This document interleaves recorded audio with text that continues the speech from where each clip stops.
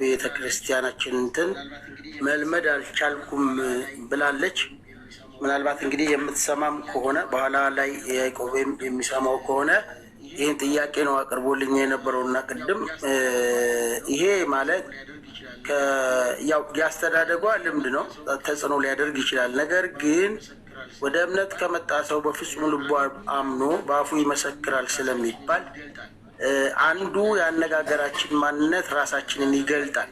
ጌታችን መድኃኒታችን ኢየሱስ ክርስቶስ በተያዘባት ሌሊት ጴጥሮስ አነጋገርህ ይገልጣል፣ አንተ ከእርሱ ጋር ነበርክ ተብሎ ተከሷል። ስለዚህ ክርስቲያናዊ እንድንሸት ሁላችንም ሁልጊዜ በጸሎት ተጠምደን በጸሎት ሆነን በጸሎት መንፈስ የእግዚአብሔር ፈቃድና ሀሳብ ከልቦናችን ጋር አንድ እንዲሆን ሁሌ መትጋት መቻል ስላለብን ያን የአሕዛብ ልምድ ለማስወገድ መሞከር ግድ ተገቢ ከመሆኑ አንጻር እንግዲህ ይህንን ነገር እህታችን መቅረፍ የምትችለው አንደኛ በጸሎት ነው። ሁለተኛ ሁልጊዜ ልቧ ላይ እግዚአብሔር እንዲነግስ ከዛ የእግዚአብሔር የሆነውን ነገር ለመያዝ እና ከእግዚአብሔር ጋር አንድ ለመሆን እግዚአብሔርን ልናመሰግን የምንችልበትን ቋንቋ ዘወትር በየጊዜው መልመድ መቻል ስላለባት ወደዛ ነገር እንድትመለስና እንድትጸልይ ሁልጊዜ መምጣቷ መግባቷ መልካም ነው።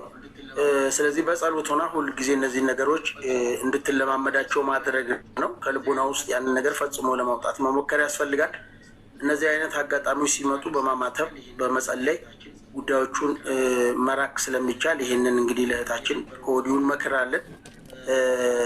ይሄ ነው የነበረው ጥያቄና በዚህ አይነት መልኩ የዛሬው እንትን ይሄ ይሆናል። ወደ ቀጥታ ወደ ትምህርታችን እንሄዳለን። ብዙ ትንታኔ የሚያስፈልገው አይደለም። ምናልባት በውስጥ መስመር የተለያዩ ነገሮችን እንትን እንድትል ከኔ ጋር ያዕቆብ በቀጥታ የሚሆን በተዘዋዋሪ ያገናኘንና እነዛን ነገሮች እንግዲህ አብረን እንዘልቃለን ማለት ነው።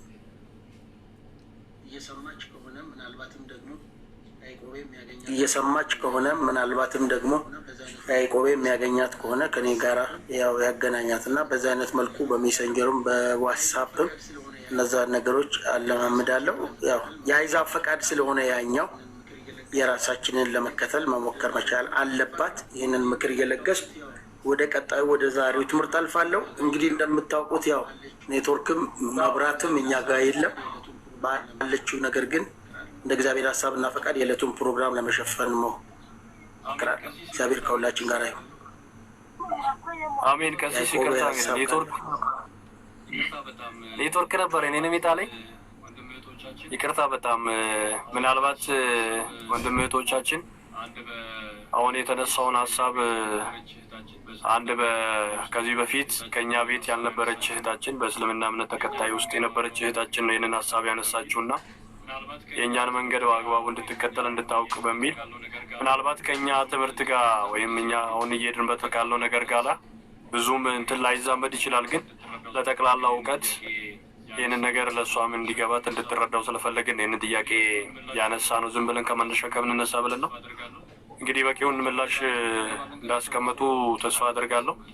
ቀጥታ ወደ ዛሬ ትምህርት እንገባለን። ቀሲስ ወደ እርሶ ቃልዎትን ያሰማል። እሺ።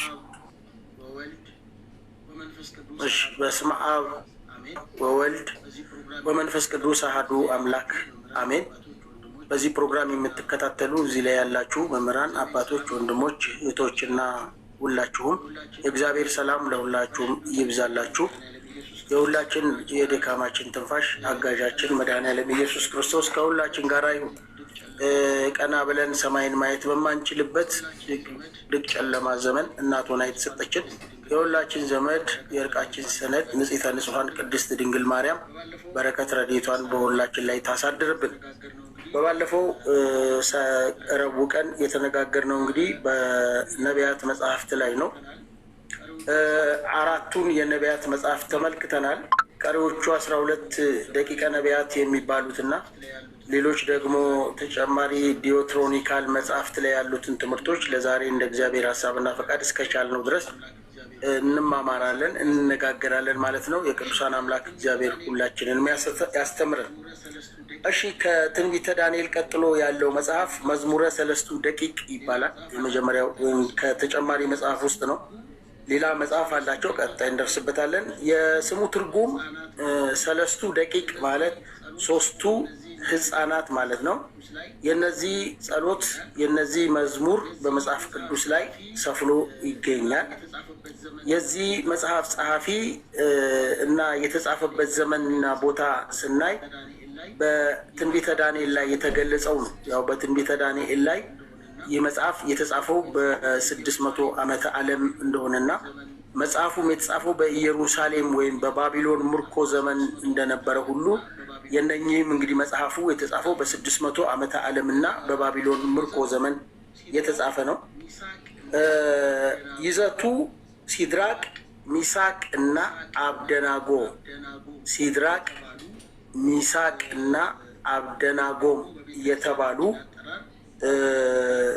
ወይም ደግሞ በቤተ ክርስቲያናችን አጠራር አናንያ፣ አዛሪያ እና ሚሳኤል ስለተባሉ እስራኤላውያን ሕፃናት የእምነት ጽናት በመመርኮዝ በመከራ ተፈትነው በቅዱስ ገብርኤል ረዳትነት ከእሳት ከተረፉ በኋላ እሳት ውስጥ የጸለዩት ወይም የዘመሩት መዝሙር ነው። ነቢየ እግዚአብሔር ቅዱስ ዳዊት አይለፍከነ ማእከለ እሳት ወማይ ወአውጻእከነ ውስተ ዕረፍት እንዳለ በእሳትና በውሃ መካከል አሳለፍከን ወደ ዕረፍትም አወጣህን እንዳለ የምናመልከው አምላክ ከሚነደው እቶነ እሳት ያድነን ዘንድ ይችላል በማለት በንጉሱ ትእዛዝ መሰረት ወደ እሳት ከተጣሉ በኋላ እሳት ውስጥ ይጸልዩት የነበረው ጸሎት ነው። በፈተና ውስጥ እያለን ልንጸልይ የሚገባን ነገር ነው። ኢታብአነ እግዚኦ ውስጥ ተመንሱት፣ አቤቱ ወደ ፈተና አታግባን በማለት መጸለይ የሚገባንን ትምህርት የምንወስድበት ነው። የዚህ መጽሐፍ አከፋፈሉ መዝሙረ ሰለስቱ ደቂቅ 1 ምዕራፍና 66 ቁጥሮች ያሉት ሲሆን በሁለት አበይት ክፍሎች ይከፈላል። ያለው 1 ምዕራፍ ነው። 66 ቁጥሮች አሉት። ከቁጥር 1 እስከ ቁጥር 25 ድረስ የአናንያ ጸሎትና የመልአኩ እሳቱን ማብረዱን የእነዚህ የሶስቱ ሕፃናት ጸሎትና መልአኩ እሳቱን ማብረዱን የምንረዳበት ነው።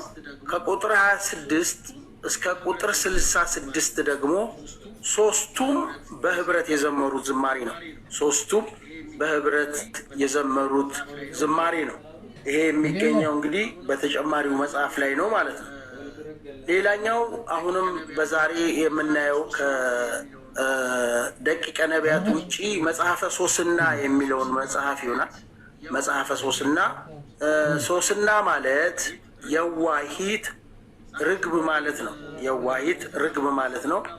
ጸሐፊው እና የተጻፈበት ዘመንና ቦታ እሱም ልክ እንደ ትንቢተ ዳንኤል ነው። በ600 ዓመተ ዓለም ከክርስቶስ ልደት በፊት ከዛ የተጻፈበት ቦታ በባቢሎን ወይም በምርኮ የእስራኤላውያን ሳሉ ማለት ነው። ነቢዩ ዳንኤል በጥበበ እግዚአብሔር ከፍርድ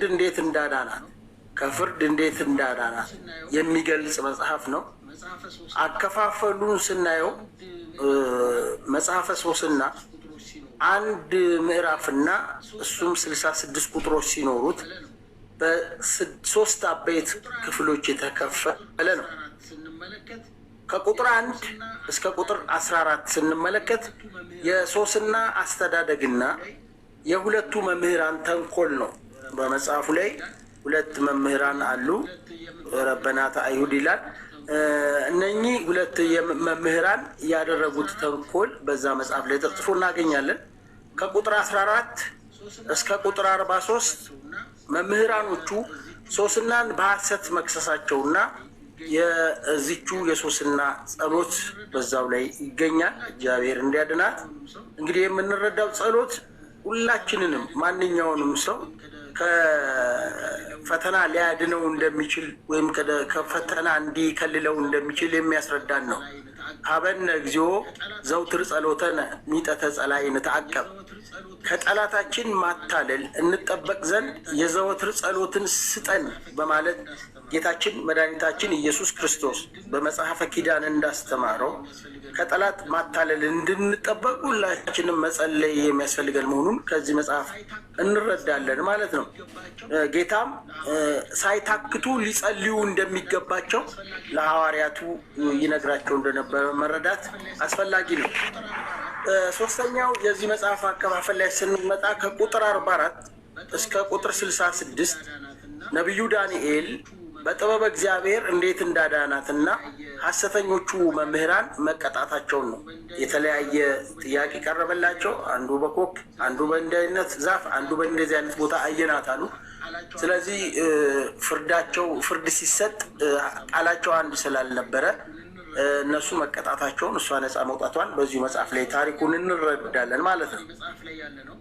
ሶስተኛው አሁንም ተጨማሪ መጽሐፍ ላይ ያለ ነው።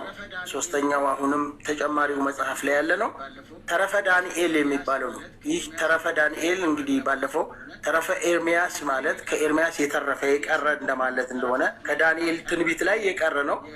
የስሙ ትርጉም ተረፈ ማለት የቀረ ወይም የአብሮ ያልተጠቃለለ ከዛኛው መጽሐፍ ላይ ማለት ነው። ጻፊው እሱም ያው እንደ ትንቢተ ዳንኤል ነው። በ600 ዓመተ ዓለም በባቢሎን ማለት ነው። የዚህ መጽሐፍ ይዘት ነቢዩ ዳንኤል የባቢሎን ሰዎች የሚያመልኩት ቤል የተባለን ጣዖት ሰባብሮ የሚያመልኩትን ዘንዶ ወይም ደራጎን እንደገደለና በጣዖት አምላኪዎች ምክንያት ወደ አንበሳ ጉድጓድ መጣሉ።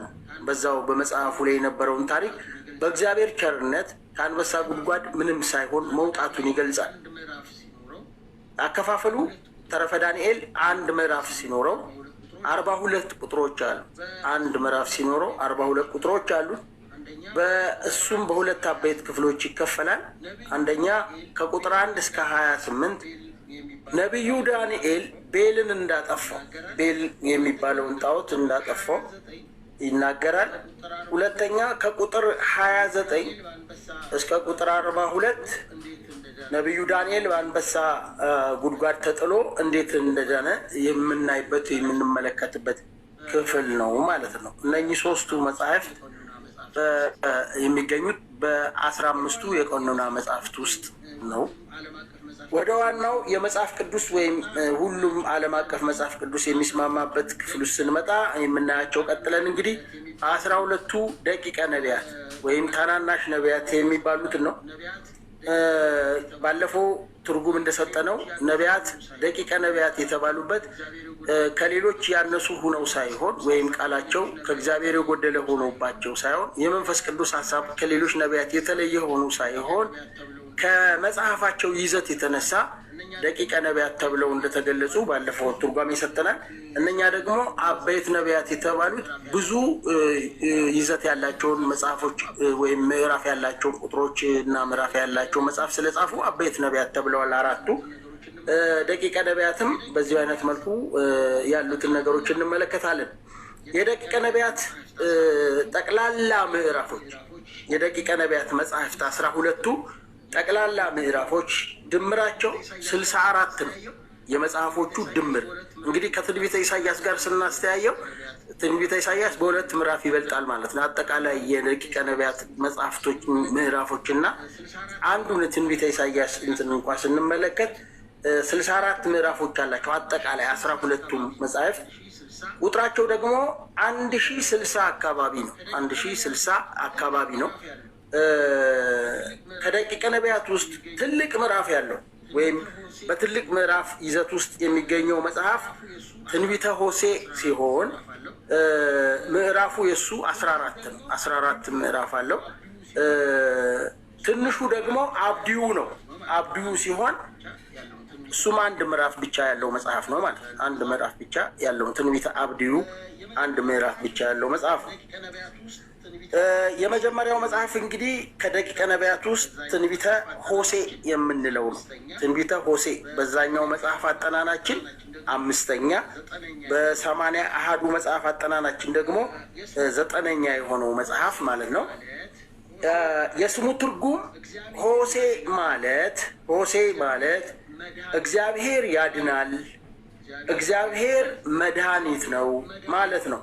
እግዚአብሔር ያድናል፣ እግዚአብሔር መድኃኒት ነው ማለት ሲሆን አዳኝ መድኃኒትም ይባላል። አንዳንዴ አዳኝ መድኃኒትም ይባላል። በዕብራይስጡ ሆሼ ይባላል። ሆሼ ይባላል። በግሪክና በላቲን ኦሴ ይባላል። ኦሴ ይባላል።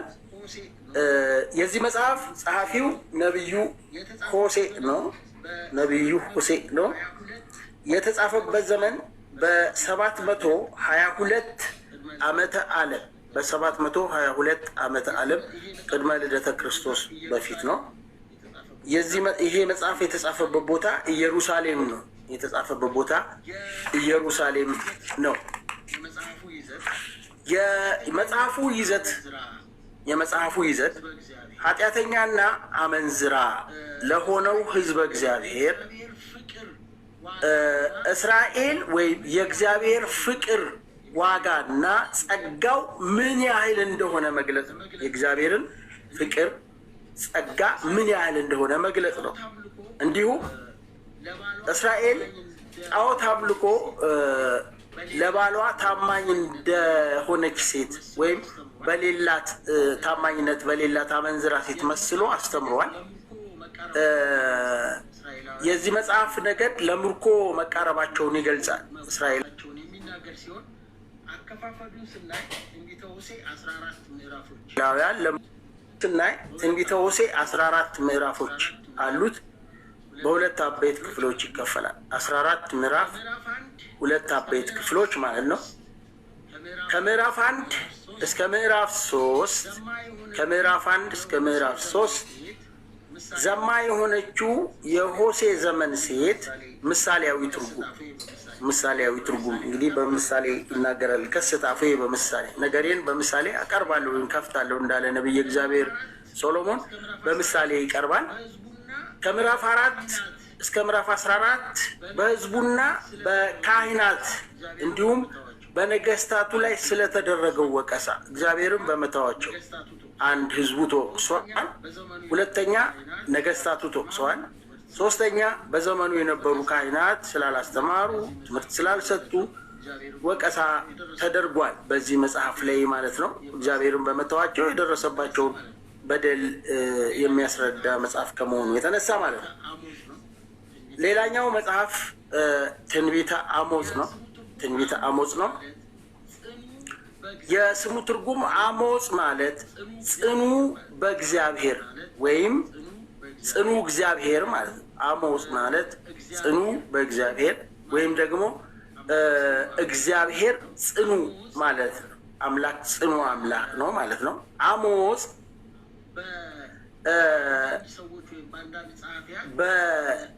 በአንዳንድ ሰዎች ወይም በአንዳንድ ጸሐፊያት አሞጽ ራሱ እንደጻፈው ይሄ መጽሐፍ ይነገራል ወይም ይተረካል። ይህ መጽሐፍ የተጻፈበት ቦታ ኢየሩሳሌም ነው። የተጻፈበት ዘመን ሕገ እግዚአብሔር ሰዎች በተውበት በ743 ዓመተ ዓለም ነው። የዚህ መጽሐፍ ይዘት እግዚአብሔር ለኃጥአን የሚያደርገውን ምሕረት ያስረዳል። ስለ ኢየሩሳሌም መጥፋትና ስለ አይሁድ መማረክ እንዲሁም የሥነ ምግባር ችግር ያለባቸውን ለመምከር ይሄን ነቢያትን መላኩን ይገልጻል። ወይም ደግሞ እንዲማሩ እንዲገሰጹ የተጻፈ መጽሐፍ ነው። ትንቢተ አሞጽ 9 ምዕራፎች አሉት። 9 ምዕራፎች አሉት። በ3 አበይት ክፍሎች የተከፈለ ነው። ከምዕራፍ 1 እስከ ምዕራፍ 2 በአሕዛብ ላይ የተነገረ ነገር፣ ከምዕራፍ 1 እስከ ምዕራፍ 2፣ ከምዕራፍ 3 እስከ ምዕራፍ 6 ደግሞ በእስራኤል ላይ የተነገረ ነገር፣ ሶስተኛው ከምዕራፍ 7 እስከ ምዕራፍ 9 የሚመጣውን ፍርድና ቅጣት የሚያመለክት ሲሆን ራእዮችንም በዚሁ መጽሐፍ ላይ ወይም ህልሞች ተገልጸው እናያለን። እንግዲህ እግዚአብሔር በተለያየ ጊዜ በተለያየ ዘመን ለሚከዱ እግዚአብሔርን ለሚተዉ ሰዎች እግዚአብሔር በተለያየ ጉዳይ ይናገራል። ለአሕዛብ ተናግሯል፣ ለእስራኤል ሕዝብ ተናግሯል። አሕዛብና እስራኤል ደግሞ መተባበር እንደሌለባቸው፣ እግዚአብሔርን የሚያመልኩና የማያመልኩ መቀላቀል እንደሌለባቸው፣ በመጨረሻም ሊደርስባቸው የሚችለውን ቅጣት እግዚአብሔር በተለያዩ ነቢያት ተናግሯል እና ሆሴዕ እነዚህ ነገሮች አሞጽ እነዚህ ነገሮች ጽፎ የሚመጣባቸውን መቅሰፍት ፍርድ ሁሉ ያሳየበት መጽሐፍ ነው ማለት ነው። ከዛ ቀጥሎ ያለው ሰባተኛው መጽሐፍ ትንቢተ ሚልኪያስ ሳይሆን ሚኪያስ ነው። የስሙ ትርጉም ሚኪያስ ማለት መኑ ከመ አምላክ ማለት እንደ አምላክ ማን ነው? መኑ ይመስለከ እግዚኦ እምነ አማልክት፣ ከአማልክት መካከል አንተን ማን ይመስልሃል ብሎ ቅዱስ ዳዊት እንደተናገረው ሚኪያስ ማለት እንደ አምላክ ማን ነው ማለት ነው። እግዚአብሔርን የሚመስል ማን ነው? አምላክን የሚመስል ሰው ስለሌለ ማለት ነው። በግሪኩ ሚኪያስ ይባላል። ያው እንደዛው ነው የሚጠራው። ጸሐፊው ራሱ ነቢዩ ሚኪያስ ነው። የተጻፈበት ዘመን በ700 ዓመተ ዓለም ከክርስቶስ ልደት በፊት ነው እና የተጻፈበት ቦታ ኢየሩሳሌም ነው። የዚህ መጽሐፍ ይዘት ስንመለከት ስለ ባቢሎን ምርኮ ወይም ፍልሰተ ባቢሎን እና ነቢያተ ካህናቱን መኳንንቱን ይገስጻል። ቅድም እንዳለው እንደ አሞጽ መጽሐፍ አምልኮ ስለጠፋ አምልኮ ስነ ስርዓት፣ ስለ ፍቅር፣ ስለ ርኅራኄ፣ ስለ ትህትናና ስለ መሲሁ ስለ ክርስቶስ መምጣት ወይም ክርስቶስ የአድኅኖት ስራው የማዳን ስራውን የሚናገር መጽሐፍ ነው። አከፋፈሉ ስናይ ትንቢተ ሚክያስ ምዕራፍ 7 ምዕራፎች ሲኖሩት በ3 አበይት ክፍሎች ይከፈላል። አንደኛ ከምዕራፍ 1 እስከ ምዕራፍ 2 እስራኤልንና ይሁዳን የሚመለከት ትንቢቶች ተጽፈው ይገኛሉ። ከምዕራፍ 3 እስከ ምዕራፍ 5 ፍትህ ወይም ፍርድ፣ ከዛ አድኅኖት ወይም የእግዚአብሔር ማዳን ተገልጾበታል። እግዚአብሔር ሁላችንን ያድነን። ሶስተኛው ከምዕራፍ 6 እስከ 7 ያለው የህዝቡ ቅጣትና የእግዚአብሔር ፍጹም ምሕረትን ይናገራል። የእግዚአብሔርን ፍጹም ምሕረት አምላካችን እግዚአብሔር ፍጹም መሐሪ፣ ቸር፣ የዋህ፣ አዳጌ በቀል እንደሆነ የሚናገር መጽሐፍ ነው ማለት ነው። 8ኛው ትንቢተ ኢዩኤል የሚባለው ነው። ትንቢተ ኢዩኤል የስሙ ትርጉም ኢዩኤል ማለት እግዚአብሔር አምላክ ነው። ኢዩ ማለት ኤል ማለት እግዚአብሔር አምላክ ማለት ነው። እንዲሁም ዛሃሬ እግዚአብሔር የመረጠው፣ ዛሃሬ እግዚአብሔር የመረጠው፣ ህሩየ እግዚአብሔር የእግዚአብሔር ምርጥ ማለት ነው። የእግዚአብሔር ምርጥ ማለት ነው። ጸሐፊው ነቢዩ ኢዩኤል ነው ይላሉ ብዙዎቹ። ነቢዩ ኢዩኤል ነው ብለው ይስማሙበታል። በዚህ መጽሐፍ ላይ ድህነት ወይም ምሕረት ከእግዚአብሔር እንደሆነ በሰፊው የተገለጸበት መጽሐፍ ነው። እግዚአብሔር ድህነት ለሰው ልጆች እንዳደረገ የተጻፈበት ዘመን በ600 ዓመተ ዓለም ነው። በ600 ዓመተ ዓለም ነው። ቦታው ኢየሩሳሌም ነው።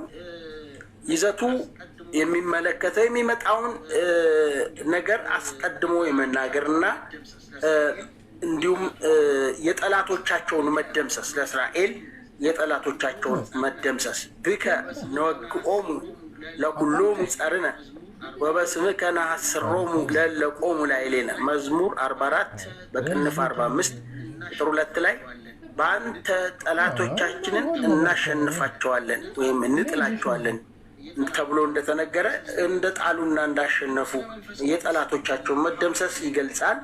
እንዲሁም ስለ መንፈስ ቅዱስ በሐዋርያት ላይ መውረድ በመጨረሻው ዘመን ስጋ በለበሰ ትውልድ ላይ ሁሉ መንፈሴን አፈሳለሁ ወይም መንፈሴን እሰጣለሁ እንዳለ ለሐዋርያት መንፈስ ቅዱስ በጌታችን በመድኃኒታችን በኢየሱስ ክርስቶስ የተሰጠው ተስፋ እንደተፈጸመላቸው ይናገራል። እንዲሁም ሕዝቡ በንስሐ ወደ እግዚአብሔር እንዲመለሱ፣ ወደ አምላካቸው ወደ እግዚአብሔር እንዲመጡ፣ ከእግዚአብሔር ጋር እንዲገናኙ፣ ፍጹም የእግዚአብሔር ድህነትን እንዲያገኙ የሚገልጽ መጽሐፍ ነው። ንስሐን ያስተምራል ማለት ነው። ወደ ንስሐ ይመልሳል። ትንቢተ ኢዩኤል 3 ምዕራፎች ሲኖሩት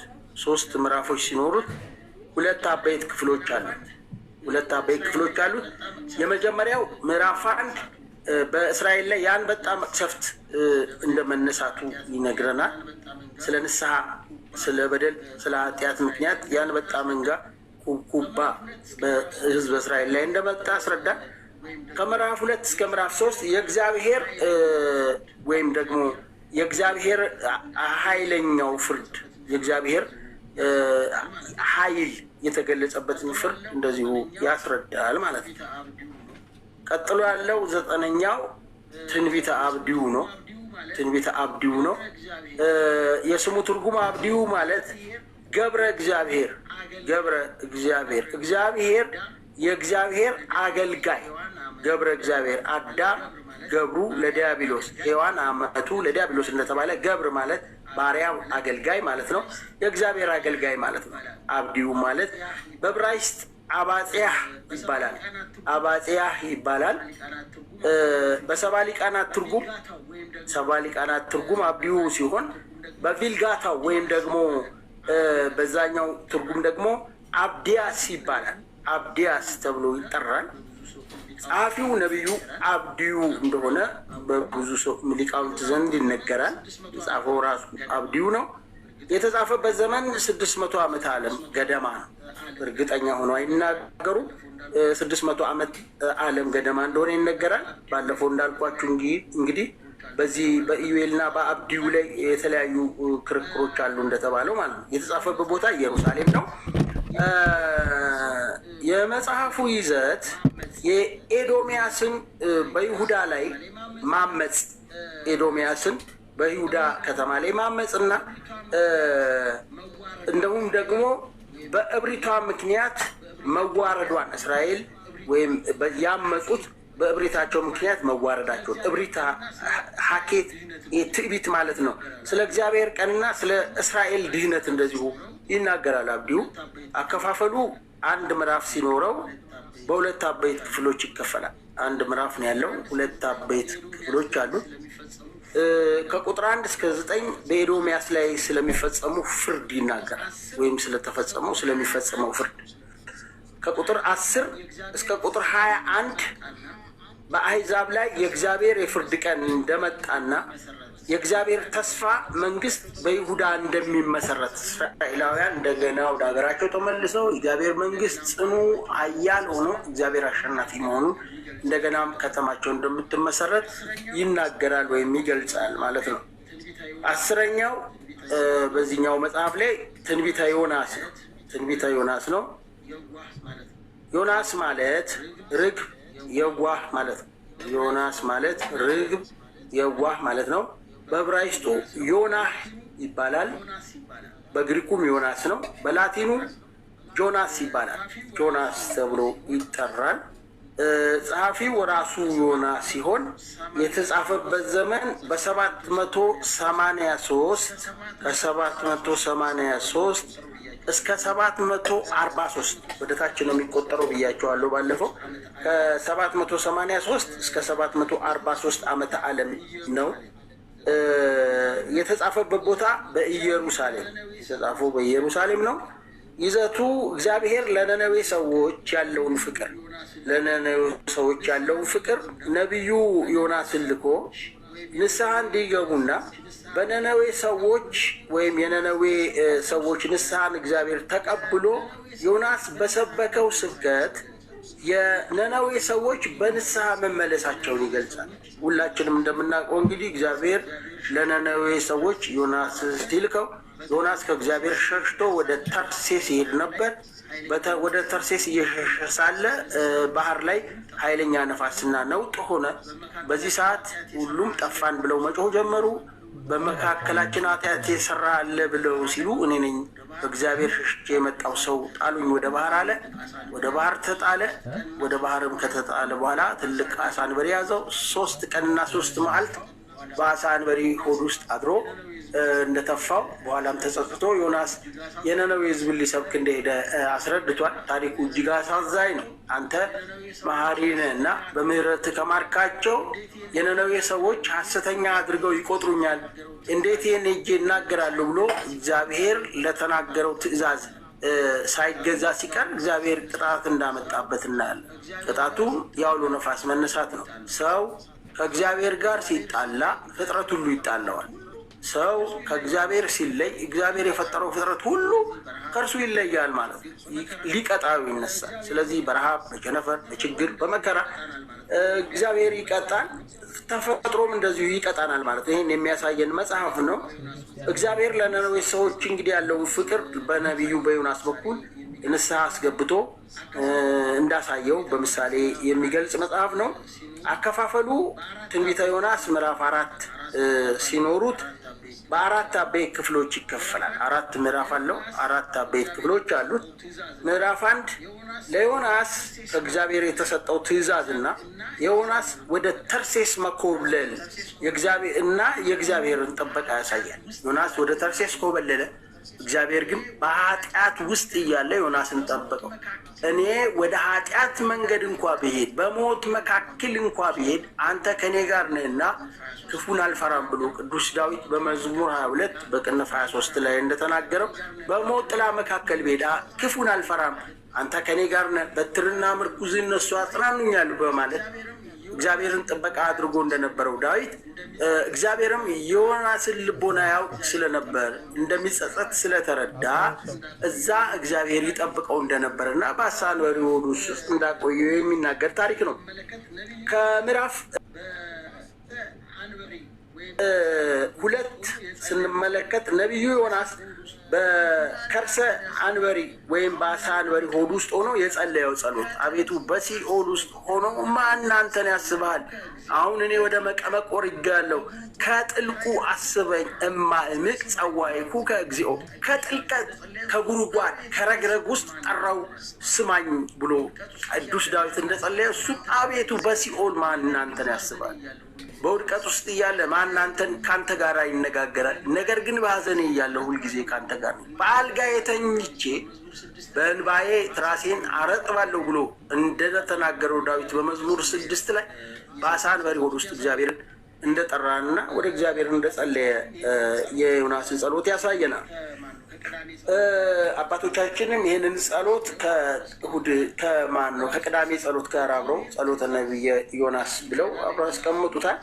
ምዕራፍ 3 የእግዚአብሔር ትእዛዝ እንደገና ለዮናስ እንደተሰጠውና በድጋሚ መምጣቱን እንዲህ ብለሃል፣ እኔ ለፈጠርኳቸው ፍጥረታት አዝናለሁ። አንተ በቀን በቅላ በቀን ለጠፋች ቅል ካዘንክ እኔ ደግሞ የፈጠርኳቸው አፍ ያልፈቱ ሕፃናት ክፉና ደግ የማይለዩ እንስሳት ባሉበት ቦታ ሂድና አስተምር ስልህ እምቢ ካል አንተ ለትንሽቱ ቅል ቅል አብቅሎበት ነበር ጭንቅላቱ ላይና ጥላ ከለላ ሆናለት ተቀምጦ ሳለ በኋላ አንዲት ትል መታ ያችን ቅል በልታ አጠፋቻት። በዛ ምክንያት ተበሳጨ። አንተ እንግዲህ እኔ ላላበቀልከው ላልደከምክባት ውሃ ላላጠጣሃት ቅል ይሄን ያህል ካዘንክ እኔ ደግሞ ለፈጠርኳቸው ፍጥረታት እንዴት አላዝንም? ሂድ አስተምር ብሎ በድጋሚ እግዚአብሔር ትእዛዝ እንደሰጠው እዚህ ምዕራፍ ላይ እንመለከታለን ማለት ነው። ምዕራፍ 4 ስናይ በእግዚአብሔር ትእዛዝ ዮናስ ለሕዝቡ ሊያስተምር መሄዱንና እሱም በእግዚአብሔር ትእዛዝ መዳኑንና እግዚአብሔር ለዮናስ የሰጠው ተግሳጽ በዚህ መጽሐፍ ላይ ተጽፎ እናገኛለን። ቤተክርስቲያናችንም ሁልጊዜ አብይ ጾም ከመግባቱ 15 ቀን በፊት የነነዌ ጾምን ታውጃለች። ከሰኞ እስከ ረቡዕ ይጾማል። ስለዚህ 3 ቀን ለቤተክርስቲያናችን ወይም በቤተክርስቲያናችን ትእዛዝ መሰረት ጾመ ነነዌ ተብሎ የሚታወቀው ከ7ቱ አጽዋማት አንዱ በዚህ መጽሐፍ ላይ እየታወጀው ያለውን ስርዓት ሰርታ ቤተክርስቲያን ታስተምርበታለች ማለት ነው። ሌሎቻችንም እንግዲህ በጸሎት የምንጠቀምበት የጥያቄያችን መልስ የምናገኝበት የጸሎት አይነት ነው። ከ7ቱ አጽዋማት አንዱ በዚህ ውስጥ አለ። የነነዌ ሕዝብ ጾመ። መቅሰፍቱ ትልልቅ ዛፎችን አቃጥሎ ሄደ። እንስሳት ሳይቀሩ ሕፃናት ሳይቀሩ ንጉሱ ሳይቀር ሁሉም ጾመ ጸለየ። እግዚአብሔርም ከመቅሰፍት አዳናቸው ነው። አምላካችን እግዚአብሔር ከመቅሰፍት ሁላችንን ያድነን። ቀጥሎ 11ኛው መጽሐፍ ትንቢተ ናሆም ነው። ናሆም ማለት ፈውስ ማለት ፈውስ ወይም ፈዋሲ ወይም ፈውሰ እግዚአብሔር የእግዚአብሔር ፈውስ ማለት ነው። እረፍት መጽናናት ማለትም ነው። እረፍት መጽናናትም ማለት ነው። ናሆም ማለት እግዚአብሔር መጽናኛ ነው ማለት ነው። እግዚአብሔር መጽናኛ ነው ማለት ነው። ጸሐፊው ራሱ ናሆም ነው። እግዚአብሔር መልካም ነው በመከራ ቀንም መሸሸጊያ ነው ብሎ የእግዚአብሔርን ስም የተናገረ ታላቅ ሰው ነው። ትንቢተ ናሆም ምዕራፍ 1 ቁጥር 7 ላይ እግዚአብሔር መልካም ነው በመከራ ቀንም መሸሸጊያ ነው ብሎ የተናገረ ሰው ነው። ይሄ መጽሐፍ የተጻፈው በ621 እስከ 612 ዓመተ ዓለም ሲሆን ከ621 እስከ 612 በ10 ዓመታት መካከል ውስጥ ጊዜ ውስጥ ያለ መጽሐፍ ነው። የተጻፈው እሱም በኢየሩሳሌም ነው። የናሆም መጽሐፍ ይዘቱን ስንመለከት ስለ ነነዌ ውድቀት እና ስለ እግዚአብሔር ምሕረት ይናገራል። ስለ ነነዌ ሕዝቦች ውድቀትና ስለ እግዚአብሔር ምሕረት ይናገራል። ናሆም 3 ምዕራፎች ሲኖሩት በ3 አበይት ክፍሎች የተከፈለ መጽሐፍ ነው። ከምዕራፍ 1 እስከ ምዕራፍ 1 እንዳለ እግዚአብሔር ለተቃዋሚዎቹ ተበቃይ፣ ለሚያምኑበት ደግሞ ታጋሽና ታማኝ መሆኑን ያሳያል። እግዚአብሔር መልካም ነው በመከራ ቀንም መሸሸጊያ ነው የሚለውም ጥቅስ ያለው እዚህ ነው። ስለዚህ ለተቃዋሚዎቹ ተበቃ። ልክ ፈርዖንን በ9 መቅሰፍት በ10ኛ ሞተ በኩር በ11ኛ ስጥመተ ባሕር እንዳጠፋው ልክ ለእግዚአብሔርን ለሚቃወሙ እግዚአብሔር ተበቃይ አምላክ ነው። ተበቃይ ነው ብለን ስንል የእግዚአብሔርን በቀል ማውራታችን ሳይሆን የእግዚአብሔር ፍርድ በሰዎች ላይ ምን ያህል መሆኑን ለመናገር ነው። ሌላው እግዚአብሔር ታጋሽና ታማኝ አምላክ መሆኑን ነው ለሚታመኑበት የሚያሳየው። ምዕራፍ 2 በ3 አበይት ድርጊት የተፈጸመ ቅጣትን ያሳያል። አበይት ድርጊቶች አሉ፣ እነዛን የሚያሳይ ነው። ምዕራፍ 3 በነነዌ ላይ የተነገረው ዋይታ ወይም በነነዌ ላይ የተነገረውን ቅጣት ይገልጻል ማለት ነው። ቀጥሎ ያለው 12ኛው መጽሐፍ ትንቢተ ዕንባቆም ነው። ትንቢተ ዕንባቆም ሲሆን የስሙ ትርጉም ዕንባቆም ማለት ዕንባቆም አይባልም፣ ዕንባቆም ነው የሚባለው። አዋቂ ማለት ወይም አቃፊ፣ ማቀፍ አዋቂ ማለት ነው። አጠቃሉ መያዝ የሚችል ማለት ነው። ጠቢበ ጠቢባን ማለት ነው። ጠቢበ ጠቢባን ማለት ነው። ሌላው ለባዊ ማለት ነው። ለባዊ አስተዋይ ማለት ነው ማለት ነው። የዚህ መጽሐፍ ጸሐፊ ነቢዩ ዕንባቆም ሲሆን የተጻፈበት ዘመን እንደዚሁ በ600 ዓመተ ዓለም ከክርስቶስ ልደት በፊት ነው። የተጻፈበት ቦታ ኢየሩሳሌም ነው። እግዚአብሔር ክፋት ሲበዛ እንደሚታገስ ክፎችን ለጊዜው መሳሪያ ቢያደርጋቸው ኋላ ግን እንደሚያጠፋቸው እና ጽድቅ በእምነት ጻድቅ ወይም እግዚአብሔርን በእምነት እንደሚመጣ ጻድቅ ሰው በእምነት እንደሚድን ይናገራል። ጻድቅ በእምነት ይድናል ብሎ እንደሚድን ይናገራል። አከፋፈሉ ስናይ ትንቢተ ዕንባቆም 3 ምዕራፎች ሲኖሩት በ3 አበይት ክፍሎች ይገልጻል። ዕንባቆም ብዙ ጊዜ የሚታወቀው እሱም በቤተክርስቲያናችን ጸሎት ውስጥ እንደዚሁ የሚጸለይ ጸሎት አለ። በወይን ሐረግ ስር ፍሬ ባይኖር፣ በበረት ከብቶች ባይኖሩ፣ እርሾ ቢጎድል፣ የቡሃቃው ባዶ ቢሆን እኔ በእግዚአብሔር ደስ ይለኛል፣ በመድኃኒቴ በአምላኬ ሐሴት አደርጋለሁ፣ እግዚአብሔርን በመጠበቂያ ማማዬ ላይ ጠብቀዋለሁ ብሎ የተናገረ ነቢይ ነው። እግዚአብሔርን ጠብቀን እንድንድን አምላካችን እግዚአብሔር ሁላችንን የሚጠብቀን። ከምዕራፍ 1 እስከ ምዕራፍ 2 የዕንባቆም ጥያቄና የእግዚአብሔር መልስ። የዕንባቆም ጥያቄ፣ የእግዚአብሔር መልስ። እግዚአብሔርን በሚገባ በተገቢ መልኩ ስንጠይቀው ከእግዚአብሔር የሚገኘውን ምሕረት አምላካችን እግዚአብሔር ይሰጠናል። እንዴት እንጠይቅ? አንደኛ ሃይማኖት፣ ታምነን ወደ እግዚአብሔር መቅረብ። እንዴት እንጠይቅ? ሁለተኛ በእውነተኛ በትህትና መጠየቅ የሚገባል። ራሳችንን አዋርደን ራሳችንን ዝቅ አድርገን ቅዱስ ዳዊት እኔ ትል ነኝ፣ ቅዱስ ጳውሎስ እኔም ጭንጋፍ ለመሆን ክርስቶስ ተገለጠልኝን ራሳችንን ዝቅ አድርገን በትህትና። በሶስተኛ ደረጃ ጥበበኛ በመሆን መመላለስ የሚገባ መሆኑን ያስረዳል ማለት ነው። በሃይማኖት በትህትና በጥበብ ማንን መጠየቅ? እግዚአብሔርን መጠየቅ። ይሄ ጌታችን መድኃኒታችን ኢየሱስ ክርስቶስ እምነትሽ አድኖሻል ያላት ያቺን ሴት የምንመለከታት አንደኛ ሃይማኖት ነበራት፣ እምነት ነበራት። ጌታ እንደሚያድን መጥታ ከሱ ዘንድ ተምራለች። ሁለተኛ ስንመለከት አዎ ውሾቹም እኮ ቡችሎቹን ከፍርፋሪ ወደቆን ይበላሉ ብላ በትህትና ራሷን እንደ ውሻ ቆጥራለች። ሶስተኛ ጥበባዊት ሴት ነች። ጌታ ሊያድን እንደሚችል ሊፈውስ እንደሚችል አመነች። ጌታ እምነትሽ አድኖሻል አለ። ስለዚህ ስንጠይቅ አንደኛ በሃይማኖት፣ ሁለተኛ በትህትና፣ ሶስተኛ በጥበብ መሆኑን የሚናገር መጽሐፍ ነው። ምዕራፍ 2 ስናይ 5 የዋይታ ቃላት እዚህ መጽሐፍ ላይ ተጽፎ ይገኛሉ። 5 የዋይታ ቃላት እንግዲህ መጽሐፉን በዝርዝር ስንመለከት የምናየው ጉዳይ ስለሆነ ነው አሁን ማልዘረዝረው። ሶስተኛው 3ቱ የዕንባቆም ጸሎት ወይም መዝሙሮች በእግዚአብሔር ደስ ይለኛል ብሎ በመጠበቂያ ማማ አምላኬን እጠብቃለሁ ብሎ በሃይማኖት በትህትና በጥበብ የተናገራቸው ጸሎቶች እዚህ መጽሐፍ ላይ ተጽፈው ይገኛሉ ማለት ነው። 13ኛው ትንቢተ ሶፎንያስ የምንለው መጽሐፍ ሲሆን የስሙ ትርጉም ሶፎንያስ ማለት ከዓይን ሰውረው ማለት ነው። ከዓይን ሰውረው ከልለው ማለት ነው። ሰውረው ከዓይን ወይም ከዓይን ሰውረው ማለት ነው። እንዲህም ሶፋኒ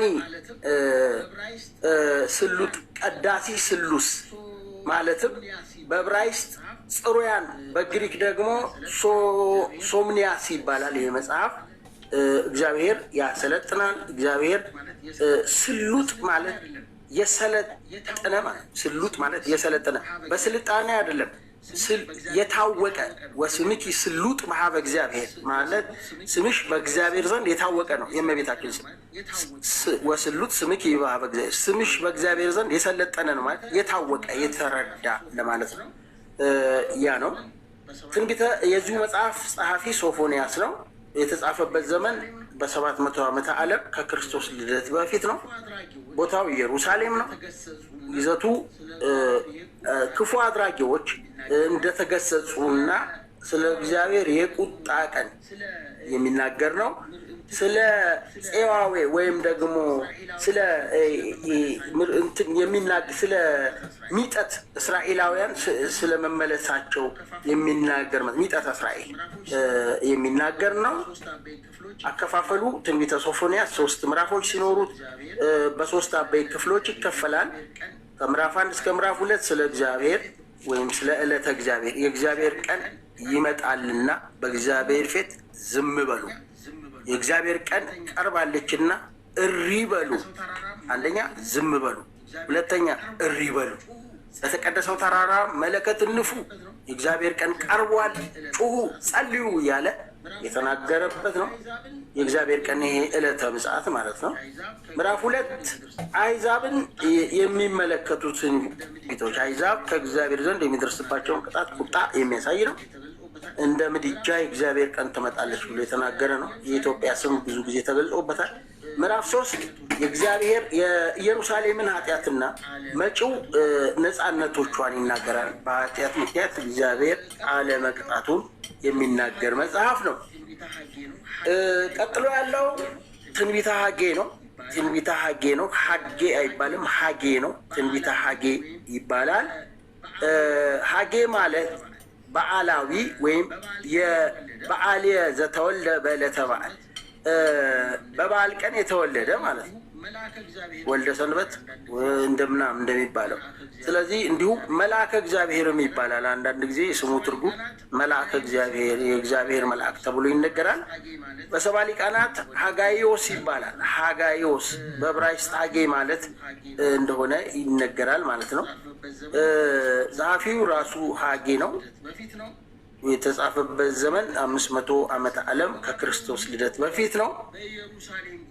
የተጻፈበት ቦታ ስናይ በባቢሎን ምርኮ ወይም በኢየሩሳሌም የተጻፈ መጽሐፍ ነው። በኢየሩሳሌም የተጻፈ መጽሐፍ ነው።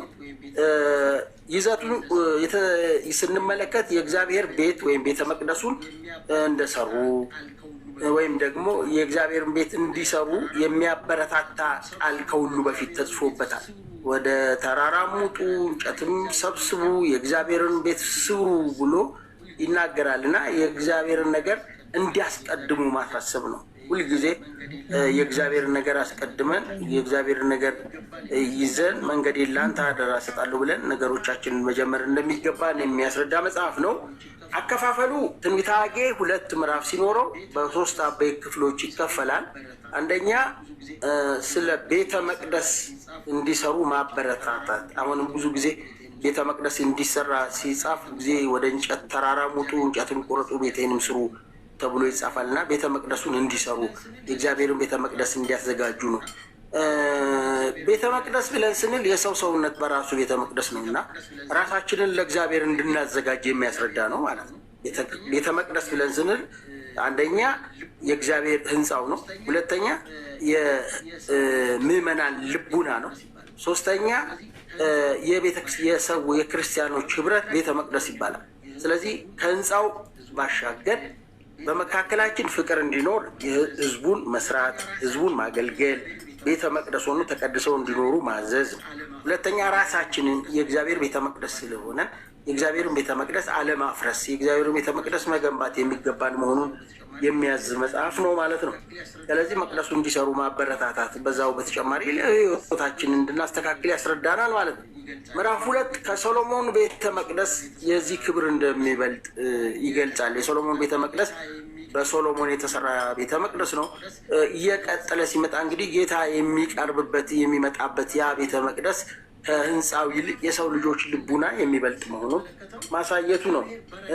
ምዕራፍ 2 እንደገና ስንመለከተው የእግዚአብሔር በረከት ለሰው ልጆች እንደሚትረፈረፍላቸውና በዘሩባቤል የተነገረው ትንቢት። ዘሩባቤል የተናገረው ምንድን ነው? አባቴ በጅራፍ ገርፏችሁ ከሆነ እኔ በጊንጥ ገርፋችኋለሁ፣ ትእዛዙ አጠብቀዋለሁ የሚል አባቴ በጅራፍ ገርፏችኋል፣ እኔ ግን በጊንጥ ገርፋችኋል። ይሄ የዘሩባቤል የተነገረው ወይም የታስተማረው ትምህርት በዚህ መጽሐፍ ላይ ተጽፎ ይገኛል ማለት ነው። ጌታችን መድኃኒታችን ኢየሱስ ክርስቶስ 10ቱ ትእዛዛትን ከመፈጸም ይልቅ ፈሪሳውያን በልብሳቸው ላይ ጽፈው 10ቱ ትእዛዛትን የእግዚአብሔርን ሕግ እንጠብቃለን ብለው ይሄዱ ነበረ። ያ ሕግ ብቻ እንደማያጸድቅ በኋላ በአዲስ የተሰጠው 6ቱ ቃላተ ወንጌል ወንጌል መሆናቸው ለአንድ ክርስቲያን ኳሊቲው ወይም ማንነቱን የሚገልጡ መሆናቸው እና በመጨረሻው ጊዜ የምንጠየቃቸው እነዚህ የተራራው ሰው ብራብ አላበላችሁኝ፣ ብጠማ አላጠጣችሁኝ፣ ይሄ ወንጌል ማለት ይሄ አዲስ ኪዳን ላይ ያለውን ትምህርት ጠቅሎ ያስተማረ እግዚአብሔር መከተል የሚባለው ይሄ መሆኑን ቃሉን ብቻ መስማት ሳይሆን ቃሉ ተዋህዷቸው ስላልተዋህዳቸው አልጠቀማቸውም እንደተባሉ ሰዎች እንዳንናቅ የሚያደርገን የሚያከብረን ቃሉን በእምነት ሰምተን እንዲዋሃደን የሚያስተምረን ነው ማለት ነው። 15ኛው መጽሐፍ ትንቢተ ዘካርያስ ነው። ትንቢተ ዘካርያስ ነው። ዘካርያስ ማለት ዝኩር ወይም ዝክረ ማለት ነው። እግዚአብሔር ዝኩር እግዚአብሔር ሁልጊዜ በልቡና ውስጥ የሚታሰብ እግዚአብሔር ታሳቢ አምላክ መሆኑን የሚገልጽ ሲሆን እግዚአብሔር ሁልጊዜ እኛን ያስታውሰናል። ሁልጊዜ እግዚአብሔር ሕዝቡን አይረሳም የሚለውን ትርጉም ይይዛል። እግዚአብሔር ያስታውሳል፣ እግዚአብሔር አይረሳም የሚለውን ትርጉም ይይዛል። በዕብራይስጡ ዘካርያስ ይባላል፣ በግሪክ ዘካርያስ ይባላል። ጸሐፊው ነቢዩ ዘካርያስ ራሱ ነው። የተጻፈበት ዘመን በ500 ዓመተ ዓለም ከክርስቶስ ልደት በፊት ነው። የተጻፈበት ቦታ ባቢሎን ነው። ባቢሎን ወይም በኢየሩሳሌም ነው ተብሎ ይነገራል። በይዘቱ ስናይ በንስሐ ህዝቡ ወደ እግዚአብሔር እንዲመለሱ በመጽሐፉ ላይ ያለው የንስሐ ጥሪ ነው።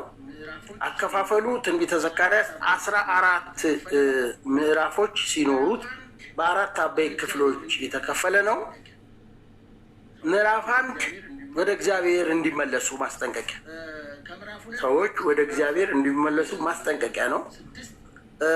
ከምዕራፍ 2 እስከ ምዕራፍ 6 8 ራእዮችን እንደተመለከተ ያሳያል። እነዚህም መጽሐፉ ላይ ማየት ነው። ከምዕራፍ 2 እስከ ምዕራፍ 6 8 ራእዮች አሉ። እነዛን ማየት ነው። ከምዕራፍ 7 እስከ ምዕራፍ 10 ሁለተኛ ራእይ ወይም 4 ቀንዶችና 5 ጠራቢዎች የነበረውን እንትን የሚያሳይ ነው ሁለተኛው ራእይ። ሌላው ከምዕራፍ 11 እስከ ምዕራፍ 16 አካባቢ ያለው ስለ ጾም፣ ስለ ጌታችንና ስለ ቅዱሳን ሐዋርያት የተነገረ ትንቢት በዚህ መጽሐፍ ላይ ይኖራል። እሺ ይህንን ነው። የመጨረሻው ትንቢተ ሚልክያስ ሲሆን የስሙ ትርጉም ሚልክያስ ማለት መልአኬ ወይም መልእክተኛዬ ወይም ሐዋርያዬ ማለት ነው። ሐዋርያ ማለት ነው። በዕብራይስጡ ማልኩ ይባላል። ጸሐፊው ራሱ ነቢዩ ሚልክያስ ነው። የቅድሙ ሚኪያስ ነው። ይሄ ሚልክያስ ነው። የተጻፈበት ዘመን በ440 ዓመተ ዓለም ከክርስቶስ ልደት በፊት በዛ ገደማ ነው። የተጻፈበት ቦታ ኢየሩሳሌም ነው። የተጻፈው ኢየሩሳሌም ነው። ይዘቱ የእስራኤልን ኃጢአትና ክህደት እንዲሁም በኃጢአተኞች ላይ የሚመጣውን ቅጣት እና ፍርድ፣ ሌላው ስለ ጌታችን ኢየሱስ ክርስቶስ ይናገራል። አከፋፈሉ ትንቢተ ሚልክያስ 4 ምዕራፎች ሲኖሩት በሁለት አበይት ክፍሎች ተከፍሏል። ከምዕራፍ 1 እስከ ምዕራፍ 3 በጥያቄና መልስ የቀረበ መልእክት አለበት። ያን መመልከት ነው። ምዕራፍ 4 እግዚአብሔርን የሚፈሩ ሰዎች በፍርድ ቀን ተጠብቀው እንደሚኖሩ ወይም የእግዚአብሔር ምሕረት እንደሚያድርባቸው አንድ አባት ለልጁ የሚሰጠውን ክብር ያህል እናንተም ትእዛዛቴን ጠብቃችሁ ብትኖሩ በፍርድ ቀን በቅዱሱ መጽሐፍ ላይ ስማችሁ ተጽፎ ይገኛል ብሎ የተነገረ ነው። እንዲሁም ደግሞ ምን ይላል በዛው ላይ ተመልከቱ፣ ሰው ሊድን የሚችለው በእነዚህ ነገሮች አይደለምን ይልና 3 ነገሮች፣ አንደኛ በራስ ላይ መፍረድ፣ ሁለተኛ በቅን መንገድ መሄድ፣ ሶስተኛ እግዚአብሔርን መፍራት እንደሚናገር ይናገራል። ይህን ታስተውለው ዘንድ ይገባሃል ይልና አንደኛ በራስ መፍረድ ፍርድን ታደርግ ዘንድ ይላል። በራሳችን ላይ መፍረድ። ጌታችን መድኃኒታችን ኢየሱስ ክርስቶስ በመዋዕለ ስብከቱ 2 ሰዎች ወደ ቤተ መቅደስ ሊጸልዩ ወጡ። አንዱ ፈሪሳዊ፣ አንደኛው ደግሞ ቀራጭ ነው። ፈሪሳዊው እንዲህ እያለ ይጸልያል። ጌታ ሆይ በሳምንት 2 ቀን እጾማለሁ፣ አስራት በኩራት አውጣለሁ፣ እመጸውታለሁ፣ እንደዚህ ቀራጭ ስላላደረከኝ አመሰግንሃለሁ እያለ ይጸልይ ነበር። ቀራጩ ግን ወደ ሰማይ እንኳን ቀና ላይ ፈርቶ ራሱን ዝቅ አድርጎ ጌታ ሆይ በደለኛና ኃጢአተኛ ነኝ፣ ስለ መተላለፌ ስለ ኃጢአቴ አትፍረድብኝ፣ ይቅር በለኝ እያለ ወደ እግዚአብሔር ይጸልይ ነበር።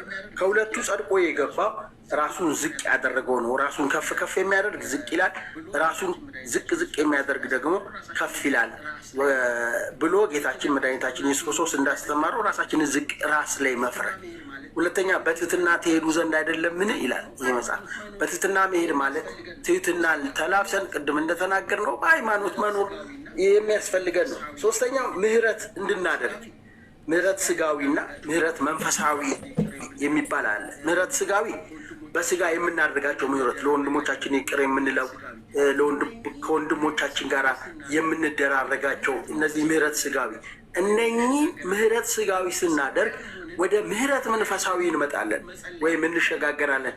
መንፈሳዊያን ሆንን ጭራሽ ለሚበድሉን መጸለይ እንችላለን። ጌታችን መድኃኒታችን ኢየሱስ ክርስቶስ በመስቀል ላይ ያለ ጌታ ሆይ የሚያደርጉትን አያውቁምና ይቅር በላቸው ያለው ጎኑ እየተወጋ ራሱ ላይ የሾህ አክሊል ደፍቶ የእጆቹ ተቸንክረው ነው። አንድ ሰው ይቅርታ የሚጠይቅ ወይም ይቅርታ የሚያደርገው አንድን ሰው እግሩን ብንረግጠው እግሩን ከረገጥነው በኋላ እግራችንን አንስተን ነው ይቅርታ የምንጠይቀው። እሱ ግን እየተወጋ እየተቸነከረ ደሙ እየፈሰሰ ይቅርታ ያደርግ ነበር። ስለዚህ ይሄ ምህረት መንፈሳዊ ነው። ምህረት ስጋዊ ስንለማመድ ወደ ምህረት መንፈሳዊ ከዊነ እሳት ወደሚለው እንደርሳለን። ጌታችን እየተወጋ ይቅር ይል እንደነበር እኛም እየተበደልን ይቅር ማለት እንድንለምድ የሚያስረዳን ነው። ሶስተኛው የሚናገር ወይም ደግሞ የምንደርስበት በምንም አይነት መልኩ ሁሉንም ሰው ጠላቶቻችንን ጭምር በወዳጅነት ማየት። አንድ መምህር ይህንን ነገር ሲያስተምሩ አንደኛ ሚስቱን ይቅር ያለ አዳም ገነትን የሚያህል ቦታ አሳጥታው ሔዋንን ይቅርታ አድርጎላት አብሮ ንስሐ ገብተው ገነትን ወርሰዋል። ሌላው ደግሞ ወንድሞቹን ይቅር ያለ ዮሴፍ በድለውት ጉድጓድ ጨምረውት ለጲጥፋራ አሳልፈው ሸጠውት ወንድሞቹ ክደውት አባታቸውን አስለቅሰው በረሃብ ምክንያት ሲቀጡ ወንድሞቹን ይቅር ብሎ ዮሴፍ እንደተቀበላቸው ወንድሞቹን ይቅር ያለ። ሶስተኛ ህዝቡን ይቅር ያለ። ህዝቡን ይቅር ያለ ማለት ነው ጌታችን መድኃኒታችን ኢየሱስ ክርስቶስ ዓለምን በሙሉ ይቅር ብሎ መድኃኔ ዓለም በሚለው ስሙ ሁላችንን ማድኖን በቀራንዮ ኮረብታ ሞታችንን ሞቶ ሕይወት የሰጠን ተቸንክሮ በመተላለፋችን ቁስል እሱ ቆስሎ ሁላችንን ያዳነን ህዝቡን ይቅር ያለ። ስለዚህ ምህረት ስጋዊ፣ ምህረት መንፈሳዊ፣ ከዛ ምህረት ጽማዊ የመጨረሻውን ምህረት የምናደርግበት የነፍስ ምህረት የምንሰጥበት ማን ሚስቱን ይቅር ያለ አዳም ሔዋንን ይቅር እንዳለ። ሁለተኛ ወንድሞቹን ይቅር ያለ ዮሴፍ ወንድሞቹን ይቅር ብሎ እንዳበላቸው እንዳጠጣቸው። ሶስተኛ ህዝቡን ይቅር ያለ ጌታችን መድኃኒታችን ኢየሱስ ክርስቶስ በኃጢአታችን ምክንያት ሳይመለከት እንደ ምህረትና እንደ ቸርነቱ እንዳዳነን በማሳየት መምህራን ይናገራሉ። እመሰ ትታቀብ ኃጢአተኑ፣ አንተ ኃጢአትን የምትቆጣጠር ቢሆን ፊትህ ማን ይቆም ነበረ? ኃጢአታችንን በእያንዳንዳችን ፊት ላይ ቢጽፍብን ልንቆም አንችልም። ያቺ በዮሐንስ ወንጌል ምዕራፍ 8 ላይ የተጠቀሰችው ሴት ማየት በቂ ነው። እቺ ሴት ስታመነዝር አግኝተናታል። እንደ ሙሴ በእሷ ላይ ምን ትፈርዳለህ ብለው ሲሉት እያንዳንዳቸውን ኃጢአት ይጽፍባቸው ጀመር። ድንጋይ የጨበጡ እጆች፣ ሊገሉ ሊገርፉ ሊወግሩ የተቀመጡ ሰዎች፣ ጌታ ደግሞ የሙሴን ሕግ ይሽራል ብለው ሊከሱ የተዘጋጁ ሰዎች በሙሉ ኃጢአታቸውን እያነበቡ እያንዳንዳቸው ወጡ። የዛኔ የታሉ ከሳሾችሽ አላት። አላውቅም አለች። እኔም አልፈርድብሽም፣ ሃይማኖት ተኪ አወት ተኪ ሁሪ በሰላም እምነትሽ አድኖሻል፣ ዳግመ ኢተአብሲ ዳግመኛ አትበድይ ብሎ ጌታ ይቅርታ እንዳደረገላት እኛም ዳግመኛ እንዳንበድል ጌታችን መድኃኒታችን ኢየሱስ ክርስቶስ ህዝቡን ሁሉ ይቅር በማለት እንደታረቀን ህይወትን፣ ጸጋን፣ በረከትን እንደሰጠን የምንማርበት መጽሐፍ ነው።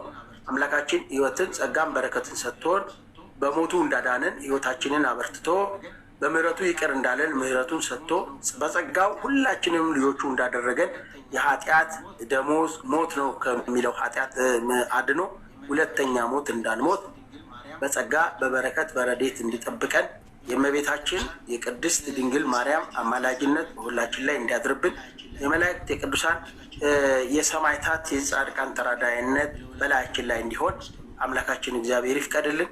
ወስብሐት ለእግዚአብሔር ወለወላዲቱ ድንግል ወለመስቀሉ ክቡር። ይቆየን።